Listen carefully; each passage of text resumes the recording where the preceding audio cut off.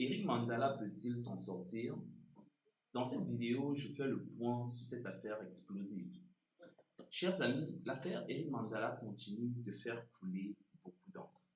Arrêté en Espagne avec 200 kg de cocaïne, cet homme d'affaires congolais autrefois présenté comme un modèle de réussite risque aujourd'hui une condamnation sévère.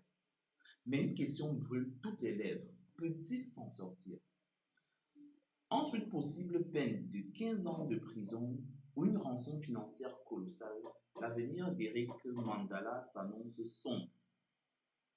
Cette affaire est bien plus qu'un simple scandale. Elle expose les liens entre grande fortune africaine et trafic international de drogue. Restez avec nous jusqu'à la fin pour comprendre les enjeux juridiques, les éventualités d'une libération et ce que cela signifie pour l'image des élites africaines. Mais avant tout, likez cette vidéo, abonnez-vous à la chaîne et activez la cloche de notification pour ne rater aucune de nos analyses exclusives. Que risque réellement Eric Mandala?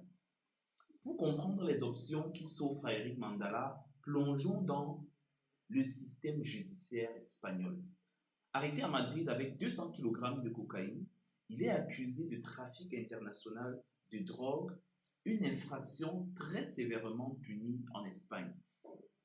La justice espagnole prévoit une peine de 10 à 15 ans de prison pour ce type de crime, selon les circonstances aggravantes comme la quantité saisie et l'implication dans un réseau organisé.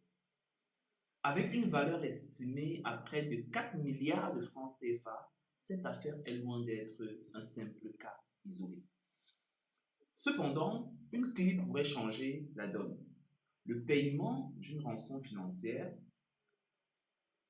Les lois espagnoles permettent parfois aux accusés de substituer une peine de prison par une amende proportionnelle à la valeur des marchandises saisies.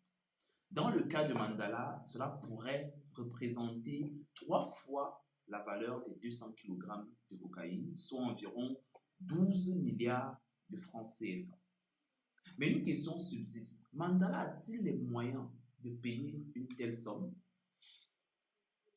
Toute la fortune de Mandala a-t-elle été bâtie sur du sable? Sur le papier, Eric Mandala semble avoir les moyens de s'en sortir. Il est connu pour son train de vie extravagant.